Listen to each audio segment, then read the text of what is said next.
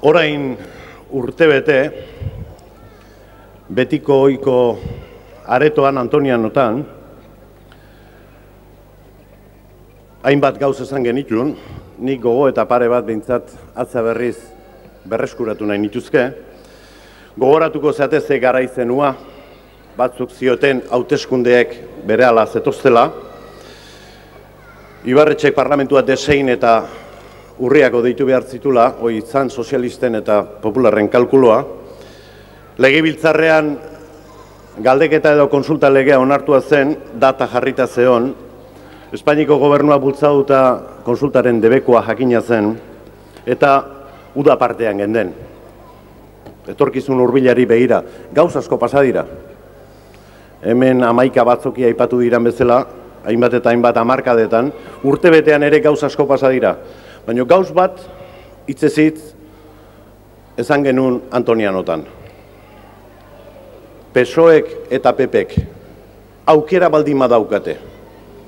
Alderdi politikoen legea tarteko, behaien indarrak zenbatzeko eta gu albora usteko, egingo dute. Egingo dute.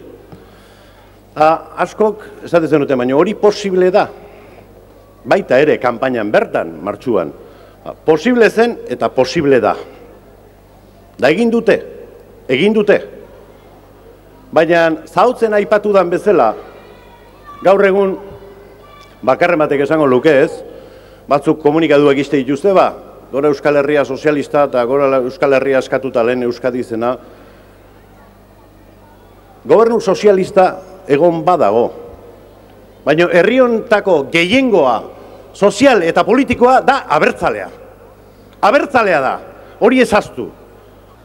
Eta Patxi López ez da iritsi lehendakari izatera, ezkerraldeko meategitako langileen, edo Eibarko sozialisten, edo Donostiko, edo Gasteizeko botoekin.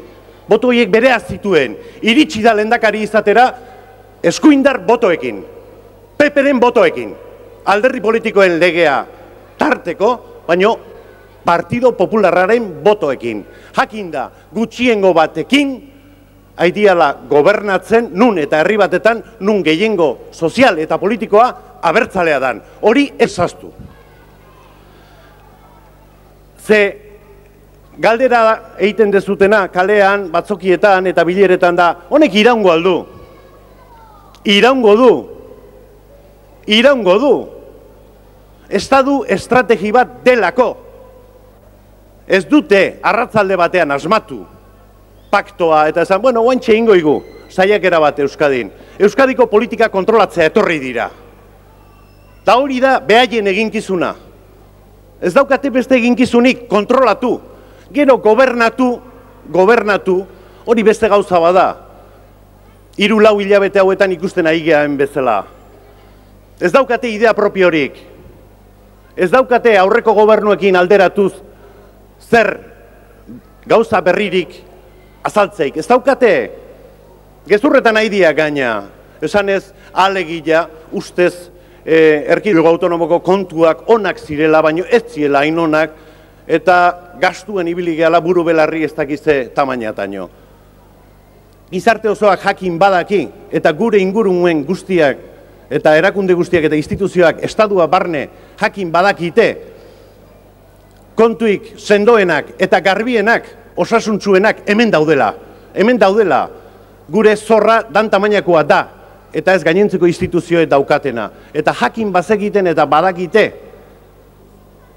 aurrekontuetan hala hitzartu genulako, 2009 urteko lehenengo hilabetetan inbertsiora jo behar genuela beste krisi ekonomikoari eusteko. Lehenbaien ertetzeko, langabezia gutxitzeko, hori izan konpromisua eta bete indegu, eta behaiek ez daukate. Ez daukate, ez kemenik, ez idearik. Da nik uste hemen argi eta garbi hitzein behar deula, da begiratu eta Europan zehar badaude ja, Frantzia eta Alemania esaten da, bueno, haidia labintzatek Andorra erakusten. Eta guk erakutsiko dugu, berriro ere, Espainia baino lehenago, badakizue zein dan, gure gaitza da Espaini gertu egi dagoela, eta logika ekonomikoa daukan konzeptu batek, momentu honetan logika politikoa ere badauka. Espainik gertu egi daukau. Espainiak ez dauka gu daukagun egitura ekonomikoa. Ez duten industrian aldeko aposturik egin. Dirua barra bai. Baina ez zuten apostu sendorik egin. Da ez daukate ertetzeik. Espainolek ez guk desio dugulako, behaiek gertatu zaielako, behaien arduragabekeria izan delako. Esa es la realidad. Y no responden, pero España sí es una carga para Euskadi. Por supuesto en lo político y también en lo económico. Porque ellos no hicieron una apuesta por un crecimiento económico equilibrado, no lo hicieron. Pero desde las instituciones vascas, desde la primera institución, gobierno vasco, Lehendakari Garaikoetxea, los siguientes gobiernos, los consejeros de Hacienda, los consejeros de Industria, aquí se hizo y se persiste en una política, una apuesta por la economía productiva. Y se hizo la apuesta y la tenemos ahí, los frutos están ahí. Por supuesto que la industria vasca también está sufriendo la crisis, por supuesto. Pero decía en euskera, uno de los lastres es que tenemos tan cerca la economía española que nos está afectando porque hemos vendido mucho y bien también a España. Pero cuando te falla España, después tienes que diversificar, tienes que buscar nuevos mercados. ¿Qué es lo que está haciendo Alemania? Y es lo que está haciendo Francia. Eta gure ateko gea y saldremos también. Y España no puede salir. Todas las políticas, todas las medidas son de parcheo. Y el gobierno López no propone ninguna iniciativa. Al parecer escucha, atiende, pero no propone. No propone. Nosotros hemos hecho una propuesta. No la han atendido. Al parecer cuestionan el liderazgo. El liderazgo debe ser lo importante. No han atendido.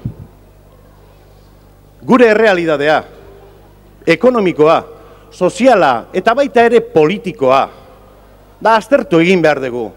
Aztertu eta bereiztu gauz batzuk, konzeptu batzuk garbi eduki behar ditugu.